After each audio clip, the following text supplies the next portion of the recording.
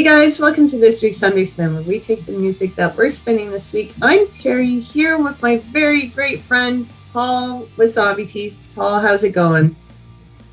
Hello. Good. I'm going good. I'm just trying to avoid the glare on my glasses. Oh, I know. It's so tough. I don't have any, so I don't ever have that really problem, but you should have seen it earlier. We fixed it. It's quite... I think we did good, Paul. Yeah.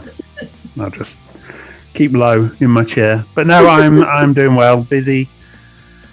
Yeah, you've got Bassist against Racist again. So who's this month's bassist? This month we have got Patricia Day from the Horror Pops. So it's the first time that we've done anyone that plays like a stand-up double bass. So that was quite interesting for drawing. So yeah, that should be live.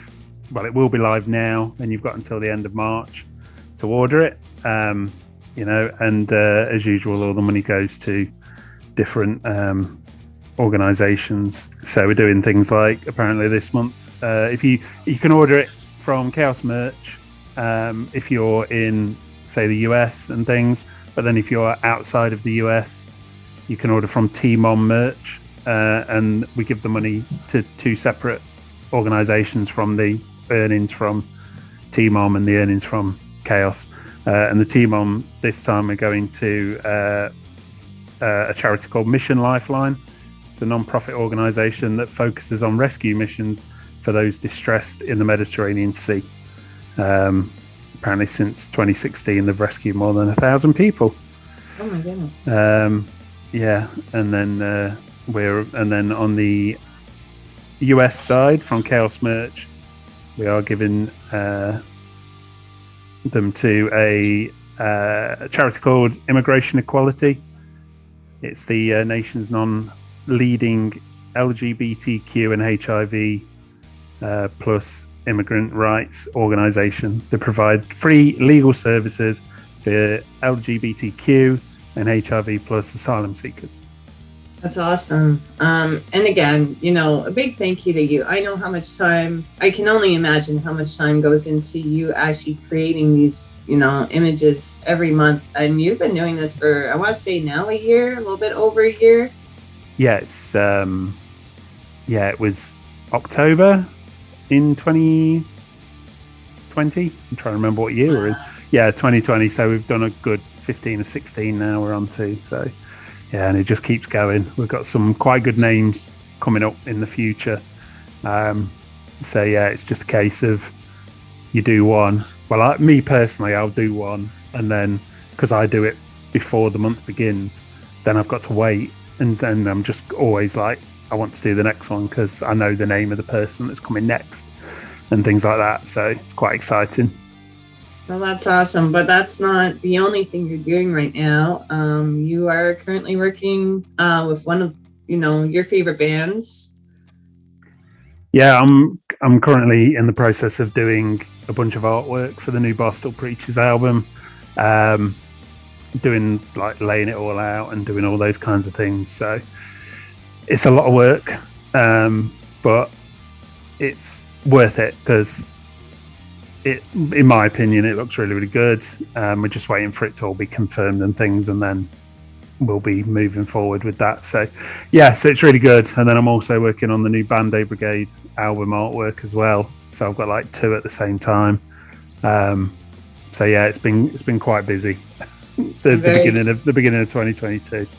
I'm very excited to see the Band-Aid Brigade. The last album cover that you did is probably still one of my favorite art pieces of yours. I thought was absolutely perfect. Even that whole calendar was really nice. So I'm very excited to see what you come up. Something about them really, I seem things to make you shine. So I'm excited. Yeah. It's Band-Aid Brigade artwork's always a little bit darker than kind of other band stuff that I've done. They're kind of open to me kind of getting a bit weird with it, which is great. And yeah, what I've done for them, they're really happy with, and it's a little bit different to what I kind of normally do in the kind of presentation of it. So It should be good. I'm just waiting for, again, there's some more things that we need to do to it, but we're about 60, 70% there. So yeah, it's exciting. It's very exciting. But we are also here to find out what you're listening to this week. So what are you listening to this week, Paul? It was a tough one because I'm there's so much. I've kind of got this one chance to pick one thing. And there's so many different bands that I want to kind of talk about, but I kind of would be cheating myself if I didn't go for Mobina Galore, Don't Worry, their last album that they released. I think it was 2019. It's currently one of my favourite albums, and it kind of all spawned from watching the documentary that they made about making that album on YouTube, and I was like, I like to watch documentaries even if it's a band that I'm not necessarily into. I just enjoy a good documentary, so I watched that and I was like, I'm going to listen to their album. And then since then it's just become something that I listen to nearly every time I listen to music, because it kind of dances the line between kind of fast punk rock, but then it's also got the kind of emotional side to the lyrics, and I'm very much like, I love emotional lyrics, something that kind of makes me feel. I grab onto it, and it really kind of draws me in, and that's something that any album that I listen to that does that, it suddenly goes into my kind of top ones. But you know, I mean, you're a bit of a Mobina Galore fan, aren't you? So you know what I'm talking about. I absolutely do. So yeah, because you've got on that album, you've got like songs like "Oh Irene," which was a song that the lead singer, her grandma was sick, and they weren't sure whether she was going to pass soon, so they all decided to write her a letter to send to her, and then they decided to turn it into a song. So like, you listen to the song and she's speaking from the heart to her grandma, and you know, it's relatable of somebody of my age that, you know, you've lost your grandparents, so you know how it feels and things like that. And then there's all the other songs that they do about, you know, messing up relationships and things that have gone wrong in things like that, and missing somebody, and all the things that I love that I kind of grab onto. And if something makes me feel like, if I'm feeling sad, I'll listen to sad songs to make me feel more sad. and that's how I kind of feel better, by feeling more sad. It's a strange thing, but yeah, the Mobina Galore album is an incredible album. So that's awesome. So I guess we'll go to my pick. Yes. What is it? What are you listening to? I'm sure it's much happier. And I don't know if it's happier. Definitely. It comes from a place of positivity. I actually shout out this band. Actually, we put their music video in one of the songs that I'm going to be talking about. I'm talking about On The Cinders. They're a Buffalo, New York-based band, three-piece band. They came out with Sedentary, I don't know if I'm saying that right, Escape, back in October 2021. It's 7 songs, 21 minutes long. It's they're melodic punk, but they do have a bit of a touch of skate, and they also have a touch of metal in their songs. I'm going to start with the first one, which is Illusion of Progress. I really just love that opening bass riff. Reminded me very much of Pennywise, something they would have played. But the song itself, it really just kind of takes, and it starts off very hard and fast. That bass is very strong. I really enjoyed it. But then in the chorus, they almost slow it down, but almost in a way to like uplift you. It's, you know, it's just the way they sing it just kind of makes you feel like you're being just like pushed and uplifted, and all that, you know, just kind of brought some happiness to my heart. It's no secret that the last few months have just been kind of I'm not the best winter person, so we tack Canadian winters on me, and I'm just like double so I've been really like kind of gravitating towards songs that can like just offer me any hope at this point. I know I'm getting towards the end of winter. I cannot wait for spring.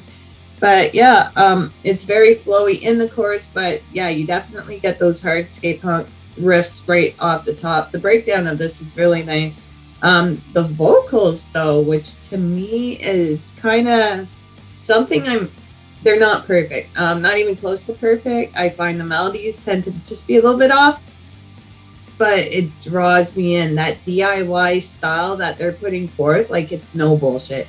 These guys are kind of presenting themselves exactly how it is. There's no auto-tune, there's no bullshit. It's straight these, raw talent. These guys have it in droves. I love the way they write their songs.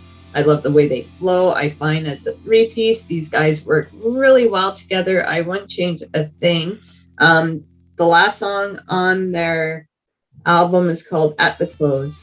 And the song itself is kind of like pulling yourself out of despair and the things that you do to try to get yourself out of it. And like this song has been on repeat nonstop. Just because it's just really stuck to how I'm feeling. I really like the lyricisms. I find the way they kind of word their songs is very, in a way, catchy, but very smart. Rarely do I find bands when they go, it's a little bit simpler. These guys really took it to like a next level in their lyricism, so I really enjoyed it. The opening of the song reminds me almost like nu metal, that very slow, almost kind of Deftones type intro, very like Toolish almost, and then like punk melodic just smacks you in the face right they get into the song. So I really enjoy it. Please make sure to check these guys out. I think they are truly fantastic. I really do think you will enjoy them. And I guess that brings us to our shout out portion. Paul, who are you shouting out this week? I will definitely check those out. So I will do that. My shout out would be, that's a good question. My shout out would be a band called Riskee and the Ridicule. They're a band from, I think they're from London or just outside of London. They've toured with the Barstool Preachers quite a bit, and they're a band that you would never. It's not a band that I've experienced before. Another band like it. The lead singer, Scott, he when you meet him, is the nicest guy. But when he's on stage, you feel like he's going to jump off the stage at any second and like strangle you. He's like very intense, and they're kind of like a bit of a mix between. They've got the very punk, but then they're quite kind of. It's hard to describe how it is. It's more. He used to be like an MC, so the way that they deliver the lyrics are quite kind of spoken, kind of rhythm, like they've got like a good flow to the lyrics and good rhyme into the lyrics, but they're all kind of spoken. And the first time you hear them or you see them, there's songs that will get stuck in your head, and months later you'll still remember them. So I would recommend anyone listening to their album. Their newest album is called Body Bag Your Scene, and it's Riskee and the Ridicule. And I would say go and give them a listen. Well, make sure you go get them. Make sure you go listen to them. My video for today, music video, is coming to you from Toronto. I guess we each picked a Canadian man. That's kind of cool. So it's from the Crease Rule from Toronto, and it is called Tiguan. Just got released about 4 months ago. So make sure you go check it out. Paul, again, as always, I love you. Thank you. And we will see you guys next week. Bye. Bye.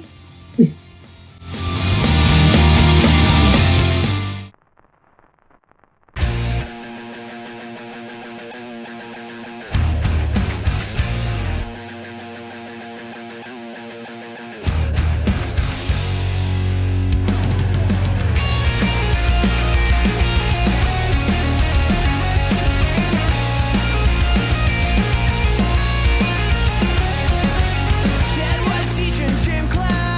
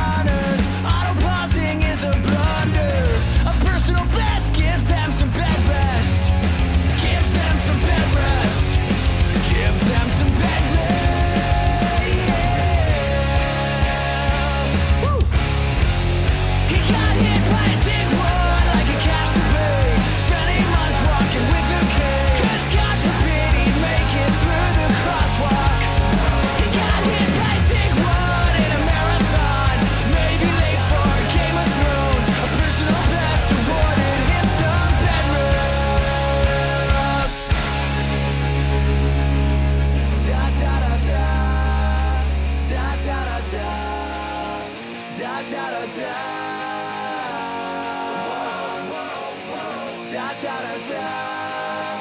Da da da da. Da da da da.